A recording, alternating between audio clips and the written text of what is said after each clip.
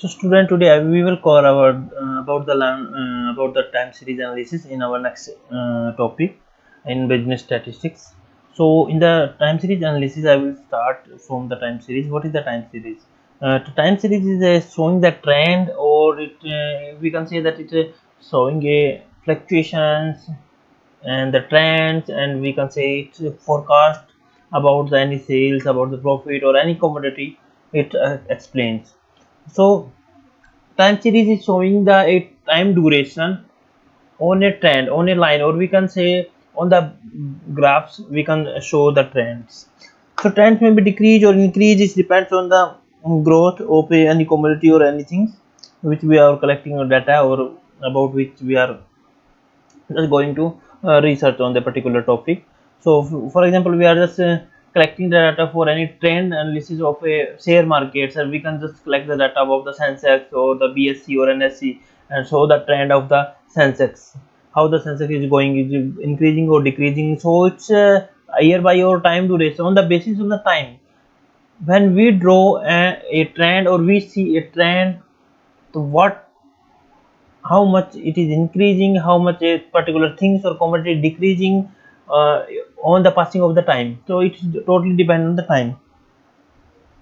So if we talk about the trend, so in the it shows the trend. For example, this is the graph x-axis, y-axis. So for example, I just go to 99, 2000, 2001. So a trend so shows about the decreasing and increasing of a particular commodity or anything, or we can say the Sensex or anything which we are just going to research on the particular topic, or taking the commodities or any data.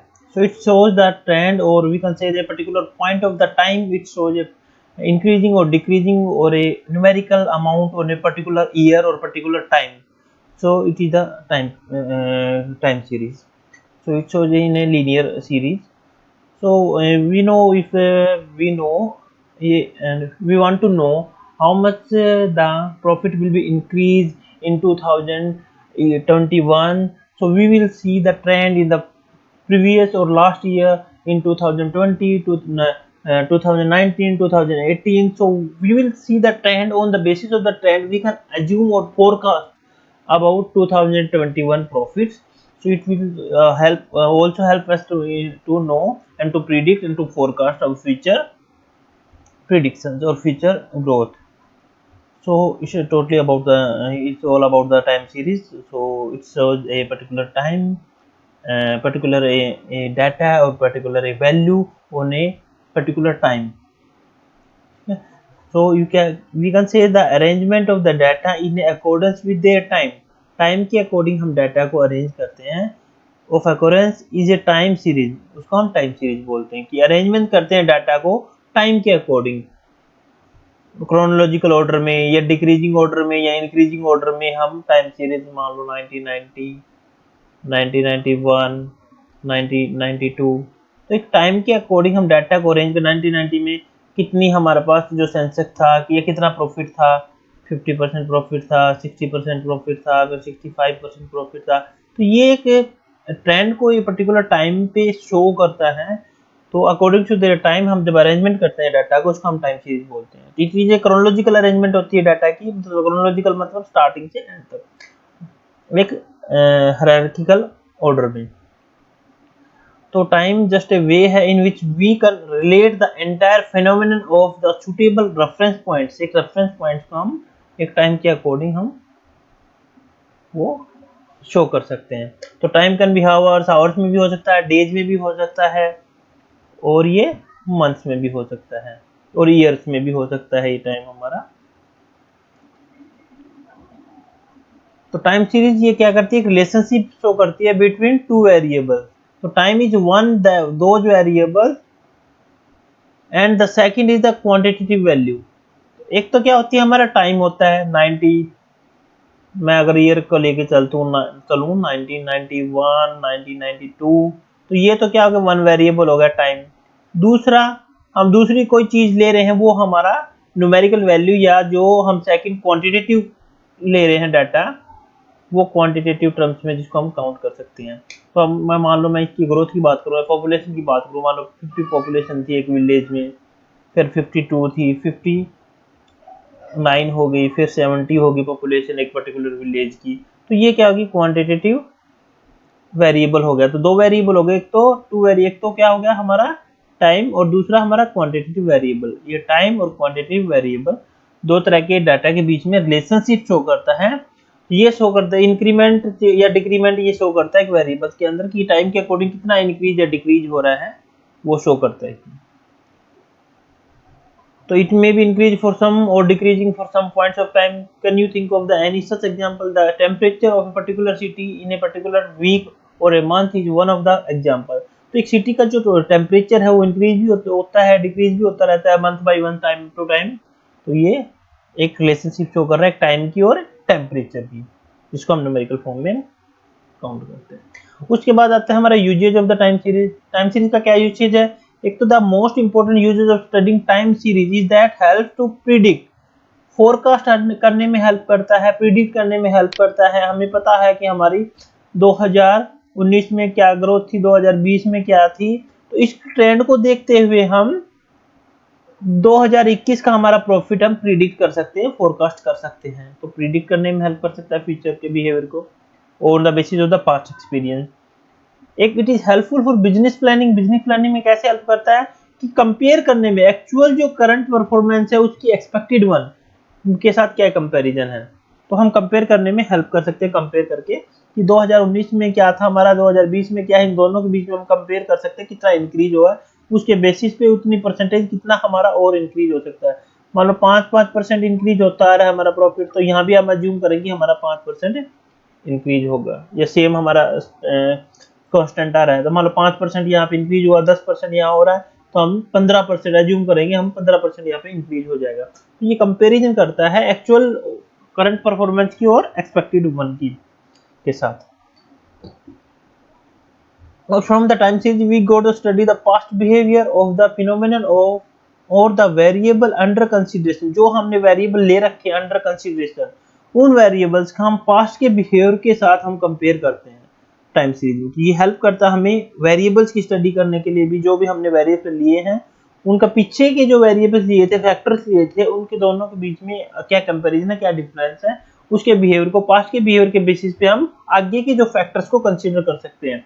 हमें लगा हो कि problem पिछली बार जो कि हमारे business में क्या क्या प्रॉब्लम आई, क्या क्या फैक्टर थे जिनकी वजह से हमारी ग्रोथ हुई, या क्या क्या फैक्टर्स थे जिनकी वजह से लॉस हुआ, तो उन फैक्टर्स को पास्ट बिहेवियर को हम कंसीडर करके नेक्स्ट में हम कंसीडर कर सकते हैं उनको कि ये फैक्टर हमारे अफेक्ट कर सकते हैं बिजनेस के को और प्रॉफिट को अफेक्ट कर सकते हैं, तो इनको हम अवॉइड करें इन फैक्टर्स को। तो वो हेल्प करता है हमारा। We can compare the changes in the values of the different variable at different times और places। और ये भी हेल्प करता है कि कंपेयर कर सकते हैं कि डिफरेंट वैल्यूज हैं, टाइम के साथ हम कंपेयर कर सकते हैं कि इस मंथ में ये प्रॉफिट था तो नेक्स्ट मंथ में ये प्रॉफिट होगा, तो उनको बीच में डिफरेंस कर सकते हैं on the basis of time, on the basis of values के बेसिस पे भी हम डिफरेंट वेरिएबल्स की, एक वेरिएबल्स है उसके दौरान उसका टाइम, मान लो एक अलग अलग क्रॉप्स है, मान लो वीट है, ठीक है, मिलेट है, पल्सेज हैं, ये मान लो अलग अलग मैंने बना दिया। तो यहाँ पे ईयर वाइज लिख दिया 2000, यहाँ पे ईयर आ गया 2020, 2021, 2022। यहाँ पे वैल्यू 2000 में वीट की वैल्यू मान लो जो वैल्यू थी कितनी थी, 5, यहाँ पे 10 थी, यहाँ पे 15 वैल्यू।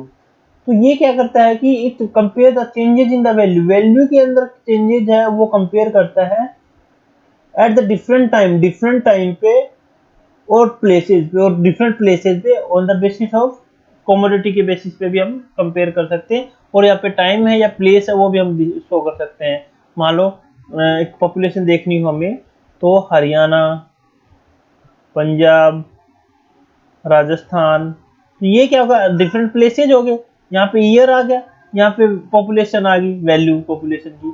तो प्लेसेस के हिसाब से भी हम कंपेयर करने में हेल्प करता है डिफरेंट टाइम्स डिफरेंट प्लेसेस।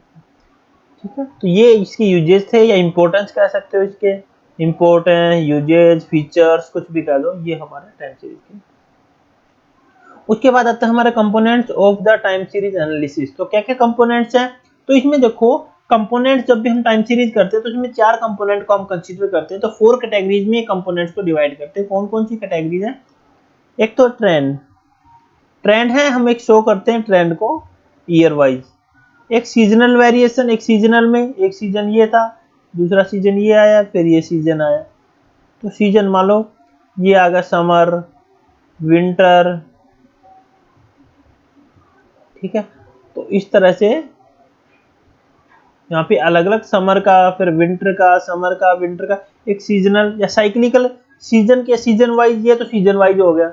और एक साइक्लिकल वेरिएशन, साइक्लिकल वेरिएशन क्या होता है? एक स्टार्टिंग पॉइंट होता है, इनिशियल स्टेज है, उसके बाद जो हम ग्रोथ आ गया, फिर हमारा मेच्योरिटी आ गया, फिर डिक्लाइन आ गया, फिर इंट्रोडक्शन से। तो ये क्या होगा? पूरा साइक्लिकल। जब हम पे करते हैं प्रोडक्ट लाइफ साइकिल बनाते हैं सेम ऐसे इंट्रोडक्शन, तो दोबारा कंप्लीट होके वो वहीं से दोबारा स्टार्ट हो जाता है, वो हमारा साइक्लिकल वेरिएशन होता है। रैंडम और इरेगुलर मूवमेंट, ये होता है रैंडमली, रैंडम होता है और इरेगुलर होता है, कभी अप डाउन चला गया, कभी डाउन चला गया, कभी डाउन चला गया। तो इसको हम कह सकते हैं सीजनल भी कह सकते हैं, ये साइक्लिकल भी हो सकता है, ये वेरिएशन ना सीजनल भी हो सकता है ऐसे ये वाला। और रैंडम और इरेगुलर मूवमेंट भी हो सकता है। इरेगुलर जो रेगुलर नहीं है, कभी इंक्रीज होगा कभी डिक्रीज हो गया, तो पास्ट के बेसिस पे भी उसका कोई इफेक्ट नहीं पड़ता। पास्ट में कुछ है तो आगे कुछ ट्रेंड चेंज हो सकता है, सेम ट्रेंड फॉलो नहीं भी करता है कोई, तो वो इरेगुलर और रैंडम होता है, जो पास्ट के ट्रेंड को फॉलो नहीं करता। जो भी ग्रोथ होती है, इंक्रीज होता है, डिक्रीज होता है किसी बिजनेस के प्रॉफिट में या टेम्परेचर में या किसी कमोडिटी में की वैल्यूज में, तो वो पास्ट बिहेवियर के अकॉर्डिंग नहीं होती है। पास्ट जो उसका रिकॉर्ड है उस रिकॉर्ड के अकॉर्डिंग वो आगे चेंज नहीं होता, तो वो इरेगुलर और रैंडम हम कह सकते हैं। तो ये 4 तरह के trend, seasonal, cyclical and random. तो सीजनल और साइक्लिकल वेरिएशन है, पीरियोडिक चेंज होते हैं, पीरियड के अकॉर्डिंग, एक टाइम ड्यूरेशन के अकॉर्डिंग चेंजेस होते हैं, सीजनल और साइक्लिकल। और शॉर्ट टर्म फ्लक्चुएशन, इसको हम शॉर्ट टर्म फ्लक्चुएशन भी बोलते हैं। ट्रेंड हमारा लॉन्ग टर्म में आ जाता है, ठीक है। अब देखो कंपोनेंट्स कौन कौन से टाइम सीरीज के, एक तो long term movement of trend, short term movement and random और इरेगुलर मूवमेंट। अब लॉन्ग टर्म मूवमेंट तो क्या आ गया? ट्रेंड। शॉर्ट टर्म में कौन सा आ गया? Seasonal and cyclical. और एक हमारा बच गया रैंडम और इरेगुलर। तो ये 3 तरह के कंपोनेंट्स हैं जो सीजन के अकॉर्डिंग या डिवाइड कर रखे हैं, long term, short term, time duration के अकॉर्डिंग। तो ट्रेंड हमारा लॉन्ग टर्म में आएगा, और साइक्लिकल और जो सीजनल है वो हमारा शॉर्ट टर्म में, और एक रैंडम और इरेगुलर मूवमेंट है। 3 तरह के मूवमेंट होते हैं। अब ट्रेंड है जो बता दिया, जो ट्रेंड शो क्या करता है? जनरल टेंडेंसी शो करता है डाटा की टू इंक्रीज और decrease during a long period of time. एक लॉन्ग पीरियड ऑफ टाइम में ये डिक्रीज या इंक्रीज को शो करता है। मान लो हम शेयर मार्केट का हम देखें, यहाँ पे प्राइसेस देखें शेयर मार्केट की, तो ये मान लो लॉन्ग टाइम में 1999, 2000, 2010, 2020, 2030, ये ट्रेंड है एक लॉन्ग टर्म में एक एवरेज टेंडेंसी को शो करता है किसी भी डाटा की वैल्यू में इंक्रीज या डिक्रीज। तो ये हमेशा जरूरी नहीं कि जो इंक्रीज और डिक्रीज हो रहा है कि सेम डायरेक्शन में हो सकता है, अपोजिट डायरेक्शन में भी हो सकता है, period of time according to period of time. तो ये ऑब्जर्व किया जाता है जो टेंडेंसी होती है वो इंक्रीज या डिक्रीज की होती है, लेकिन कई बार स्टेबल भी होती है। डिफरेंट सेक्शंस में, टाइम में, सिचुएशन में स्टेबल भी हो सकती है। एक स्टेबल पे मान लो कई दिन हमारा स्टेबल चला, फिर एकदम इंक्रीज हो गया, फिर स्टेबल चला हमारा, तो इस तरह भी स्टेबिलिटी भी इसमें आती है। तो लेकिन ओवरऑल जो ट्रेंड देखें तो अपवार्ड ही होता है, अपवार्ड, डाउनवार्ड और स्टेबल। 3 तरह के जो इसमें जो ट्रेंड शामिल होते हैं, ट्रेंड में कौन कौन से होते हैं? एक तो अपवार्ड, डाउनवार्ड और स्टेबल, ठीक है। तो पॉपुलेशन होगी, एग्रीकल्चर प्रोडक्शन की बात करें, item manufacture, number of birth and death, number of industry और any factory, number of schools और colleges are some of its example showing some kind of tendency, जो इस तरह की जिसमें अपवार्ड, डाउनवर्ड और स्टेबल की टेंडेंसी रहती है। तो ये हमारा हो गया ट्रेंड।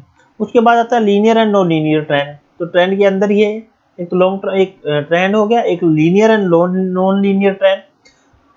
अगर हम प्लॉट करें टाइम सीरीज की वैल्यूज को ग्राफ के अकॉर्डिंग टू टाइम के अकॉर्डिंग, तो जो पैटर्न होता है डाटा का वो clustering shows the type of trend, ठीक है। If the data cluster more or less round a straight line then the trend is linear, otherwise non linear. अगर हम ये बात करें टाइम के अकॉर्डिंग, हम ये करें, अगर डाटा हमारा ये करे एक लीनियर लाइन के अराउंड करते हैं मान लो, एक डाटा एक लीनियर लाइन बनाते हैं, डाटा को अगर मिलाएं या आसपास जो डाटा है एक लीनियरिटी शो करते हैं, मान लो सेम स्ट्रेट लाइन उनको बिंदु को मिलाएं तो स्ट्रेट लाइन एक क्रॉस ये बन जाए तो नॉन लीनियर हो गया। अगर डाटा अगर जो है क्लस्टर्ड नहीं हो, अगर दूर दूर फैले हुए हो डाटा हमारे आसपास नहीं हो, मान लो ये इस तरह का फैला हुआ डाटा हमारा एक लीनियरिटी में शो नहीं करता, मान लो कोई ऐसी ट्रेन बनती है, ये कर्वी लीनियर होगी, मतलब सीधी स्ट्रेट लाइन नहीं बनेगी, इसमें कर्व बनेगी, ये तो कर्वी लीनियर बोलते हैं हमारा। तो लीनियर और कर्वी लीनियर, लीनियर या नॉन लीनियर ये होती है हमारी। पीरियोडिक फ्लक्चुएशन क्या होती है इसके अंदर, देयर आर सम कंपोनेंट्स होते हैं टाइम सीरीज में जो एक ट्रेंड को रिपीट करते हैं over a certain period of time, they act in the regular spasmodic manner, एक रेगुलर मैनर में पीरियोडिक वे में करते हैं। मान लो हमने कहा 2018 में 20% ग्रोथ थी, फिर 30% हुई 2019 में, 2020 में ये 40% होगी। तो हम ये ट्रेंड शो कर रहे हैं कि ये पीरियोडिक स्पेसिफिक एक 2020 या और की बात करें तो ये 20, 40 और ये 60%, 80%, 2022 की बात करें या 2024 की बात करें, तो ये कहता है कि some particular time of period पे एक ट्रेंड को शो करता है, इक्वल ट्रेंड को, या कह सकते हैं रिपीट करता है सेम ट्रेंड को। हम मान के चले 2018 में स्टेबिलिटी थी डाटा में, 2018 में स्टेबिलिटी थी, फिर 2020 में स्टेबिलिटी आई, फिर 2022 में स्टेबिलिटी आई, data same, growth rate same रही। तो ये जो स्टेबिलिटी है ये क्या कर रिपीट कर रहा है। पीरियोडिक फ्लक्चुएशन मतलब ये एक ट्रेंड को रिपीट करता है after a particular certain time, एक टाइम के बाद एक सेम ट्रेंड को रिपीट कर रहा है, तो हमारा पीरियोडिक फ्लक्चुएशन बोलते हैं। तो ये था ऑल अबाउट द ट्रेंड। उसके बाद आता है सीजनल वेरिएशन। अगर सीजनल वेरिएशन की बात करें तो ये on the basis of the season के ऊपर डिपेंड करता है, तो जिसमें span of less than a year, year से कम जिसमें टाइम ये होता है, और दे हैव द सेम और almost the same pattern during the period. ठीक है, सीजनल जो वेरिएशन है या सीजन जो अकॉर्डिंग टू सीजन है उसके बेसिस पे डिपेंड करता है। तो वेरिएशन है वो एक आता है एक पर्टिकुलर टाइम पीरियड के बाद, एक विद इन ए ईयर। तो डिफरेंट सीजन भी हो सकते हैं, एक ईयर में 2 सीजन भी है, 3 सीजन भी हो सकते हैं। तो एक जो सेम भी हो सकते हैं, almost the same pattern follow कर सकते हैं जो वेरिएशंस है वो ड्यूरिंग ए पर्टिकुलर एक ईयर के अंदर। तो ये वेरिएशन होता है प्रेजेंट करता है एक टाइम सीरीज के अंदर। अगर डाटा है, अगर ओवरली रिकॉर्ड करते हैं डेली बेसिस पे या वीकली या क्वार्टरली और मंथली, तो ये प्रेजेंट करता है टाइम सीरीज को एक 1 ईयर के अंदर। वो चीज वेरिएशन हो सकता है आवरली बेसिस पे भी हो सकता है, डेली बेसिस पे और वीकली और क्वार्टरली और मंथली बेसिस पे हो सकता है। तो इस तरह के जो वेरिएशंस है वो या तो जो नेचुरल फोर्सेज है या मैन मेड जो कन्वेंशंस है उसके अकॉर्डिंग क्रिएट होते हैं, या जो अलग रीजन जैसे क्लाइमेटिक कंडीशंस होगी वो इंपॉर्टेंट रोल प्ले करती है इसमें सीजनल वेरिएशन में। जैसे production of crops depend of season पे डिपेंड करती है जो क्रॉप्स की जो प्रोडक्शन है वो। Sale of the umbrella and rain coats in the rainy season, जो सेल है अम्ब्रेला की या रेन कोट्स की वो रेनी सीजन में होगी, तो उसी का अकॉर्डिंग उसकी जो हमारी सेल्स है वो पैटर्न है, सेल्स है, वेरिएशन है, उसके अंदर सेल्स के अंदर चेंज होगा। रेनी ईयर में जो अम्ब्रेला और रेन कोट की सेल्स एकदम से इंक्रीज हो जाएगी, तो वेरिएशन या जो पैटर्न है वो चेंज हो जाएगा जो सेल्स का विदाउट रेनी या सीजन में। And the sale of the electric fans and AC वो समर सीजन में बढ़ जाते हैं, तो उसका पैटर्न या वेरिएशन से चेंज हो जाता है, सीजनल सीजन के अकॉर्डिंग सेल्स या ग्रोथ है वो चेंज हो जाती है।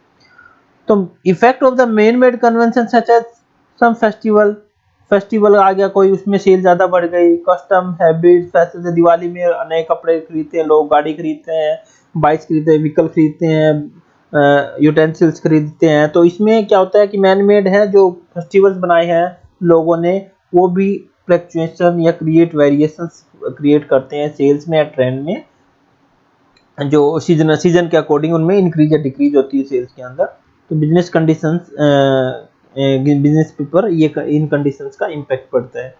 ये आ गया, ये हो गया हमारा सीजनल वेरिएशंस। उसके बाद आता है हमारा साइक्लिकल वेरिएशन। साइक्लिकल वेरिएशन क्या होता है, इसमें टाइम सीरीज में क्या होता है, एक देमसेल्फ एक span of more than 1 year और द साइक्लिकल वेरिएशन। तो इसमें क्या होता है, variation in a time series में जो वेरिएशन होता है टाइम सीरीज में वो ऑपरेट करता है एक span of more than 1 year भी हो सकता है, 1 year or the cyclical variation जो 1 साल से ज्यादा हो। तो वो इसमें क्या होता है, ऑस्किलेटरी मोमेंट होता है, some a period of oscillation of more than a year, one complete period is a cycle, एक कंप्लीट पीरियड उसको साइकिल बोलेंगे। This cycle movement is sometimes called business cycle भी बोलते हैं इसको। It is a 4 phase cycle comprising of the phase of the prosperity, recession, depression and recovery. The cyclical variation may be regular or not periodical. ये regular है, periodical नहीं है। The upswings and the downswings in the business depends upon the joint nature of the economic forces and the interaction between them. कोई economic forces भी impact कर सकती हैं। तो ये क्या करता है, पूरा जो cyclical fluctuations है वो कहता है डिक्रीज इंक्रीज होता है। ये हमारा इस तरह भी बन सकता है हमारा सारा। तो ये मान लो इनिशियल स्टेज पे होगी प्रोस्पेरिटी, ये हमारी क्या होगा, रिसेशन भी कह सकते हैं हमारा। ये मान लो बूम स्टेज होगी और डिक्लाइन स्टेज होगी। तो इस तरह की जो है ये कहते हैं साइक्लिकल जो वेरिएशंस होता है हमारा। तो ये इसमें सबसे पहले प्रोस्पेरिटी आती है, फिर रिसेशन भी आता है हमारा, रिसेशन आ गया एकदम से, ठीक है। फिर डिप्रेशन, रिसेशन के बाद और नीचे गया वो आ गया डिप्रेशन, एंड फिर रिकवरी, उसके बाद उसकी धीरे धीरे रिकवरी होना स्टार्ट होती है। फिर दोबारा से प्रोस्पेरिटी, उसके बाद रिसेशन, फिर डिप्रेशन, फिर उसके बाद रिकवरी धीरे धीरे, फिर दोबारा से। तो ऐसे ही चलता रहता है हमारा साइक्लिकल वेरिएशन। तो पूरा एक कंप्लीट जो साइकिल है वो साइकिल होने में मान लो यहाँ पे प्रोस्पेरिटी, डिक्लाइन और रिकवरी तक ये पूरी एक साइकिल होगी हमारी। सेकंड साइकिल दोबारा से हमारा प्रोस्पेरिटी से स्टार्ट होगी, तो तीसरी साइकिल। तो इस तरह से ये अलग अलग एक पूरे पर्टिकुलर साइकिल को हम एक साइकिल बोलते हैं, जो एक स्पैन ऑफ जितना भी टाइम ड्यूरेशन एक साइकिल को कंप्लीट करने में लगता है वो पूरा टाइम हमारा एक साइकिल के अंदर काउंट करेंगे, ठीक है। फिर रैंडम और इरेगुलर कंपोनेंट्स ये होते हैं जब अनदर फैक्टर होते हैं जब अफेक्ट कर सकते हैं हमारी वेरिएशन को वेरिएबल अंडर स्टडी के अंदर। जो हमने वेरिएबल ले रखे स्टडी में उनको अफेक्ट कर सकते हैं बाहर के अदर फैक्टर जो हमने हमारी स्टडी में नहीं ले रखे, उनको जो हम एक्सट्रोनियस वेरिएबल भी बोलते हैं। तो वो वेरिएबल भी जो हमारी स्टडी में इंक्लूड नहीं है, वो फैक्टर्स भी हमारी जो स्टडी के अंदर जो वेरिएबल ले रखे हैं उसको अफेक्ट कर सकते हैं। तो दे आर नॉट रेगुलर, जो रेगुलर वेरिएशन नहीं है, एंड आर प्योरली रैंडम और इरेगुलर है। रैंडमली कभी भी आ सकते हैं, कहीं भी आ सकते हैं, इरेगुलर हो सकते हैं, उनका कुछ नहीं पता होता।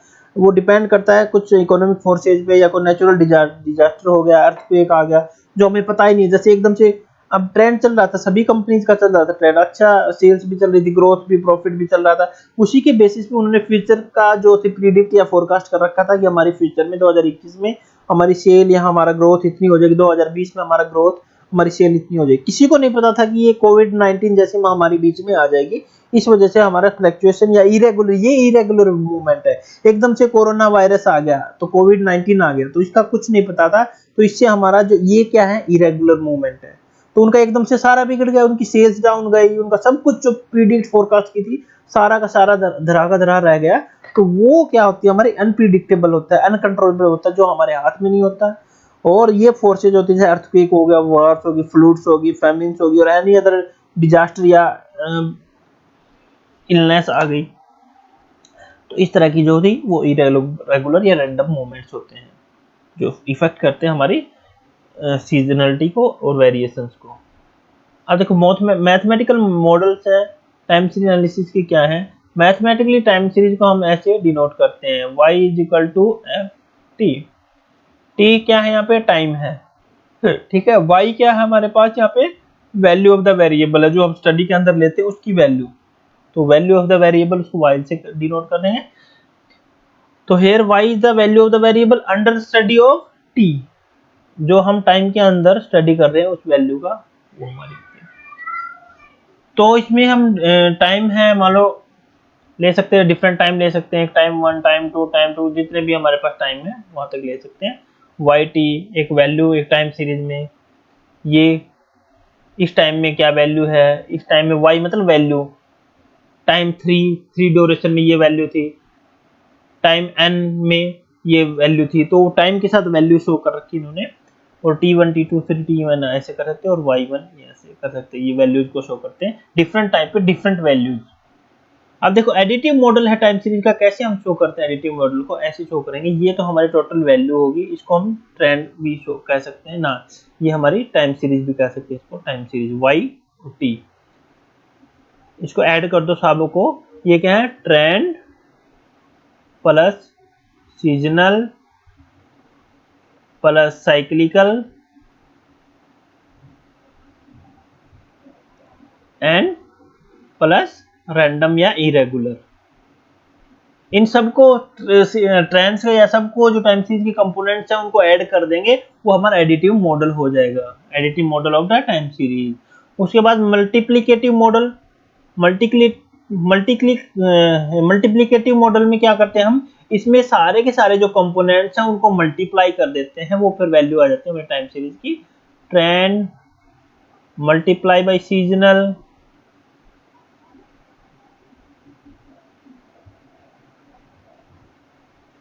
Multiply by cyclical multiply by random या इरेगुलर। इन सब कंपोनेंट को हम मल्टीप्लाई कर देंगे तो वो हमारा मॉडल आ जाएगा। उसके बाद हमारा आ जाएगा मिक्स्ड मॉडल। मिक्स्ड मॉडल में क्या करते हैं, इसमें एडिटिव और मल्टीप्लिकेटिव दोनों मॉडल इसमें कंबाइन होते हैं। मान लो इसमें देखो, इसमें क्या कर दिया, ट्रेंड ले लिया प्लस सीजनल ऐड कर दिया, उसके बाद इन्होंने प्लस साइक्लिकल मल्टीप्लाई रैंडम, इनको इन्होंने मल्टीप्लाई कर दिया। तो इस तरह के जो हैं वो हमारा मिक्स्ड मॉडल होते हैं, जिसमें एडिटिव मॉडल भी इंक्लूड हो गया और मल्टीप्लिकेटिव मॉडल भी ऐड हो गया। तो टाइम सीरीज एनालिसिस ये है, इस मॉडल से हम ऐसे हम शो कर सकते हैं। चाहे टाइम सीरीज का ये इन्होंने ये दो मल्टीप्लाई कर सकते हैं, स्टार्टिंग के ये मल्टीप्लाई कर सकते हो, प्लस का कर दिया, फिर उसके बाद मल्टीप्लाई, फिर ये मल्टीप्लाई, तो इस तरह से भी ये भी हमारा मिक्स्ड मॉडल होगा, जिसमें दोनों मॉडल इंक्लूड हों।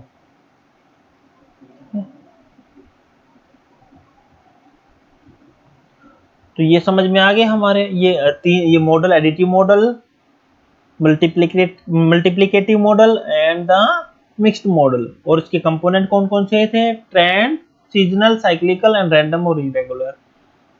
ठीक है, ट्रेंड भी समझ में आ गए आपको, कंपोनेंट्स बता दिए मैंने, यूजेज इंपॉर्टेंस बता दिया और मीनिंग ये बता दिया। ठीक है, बाकी सारा आप यहाँ पे आपको मिल जाएंगे, यहाँ पे जाके आप रीड कर सकते हो।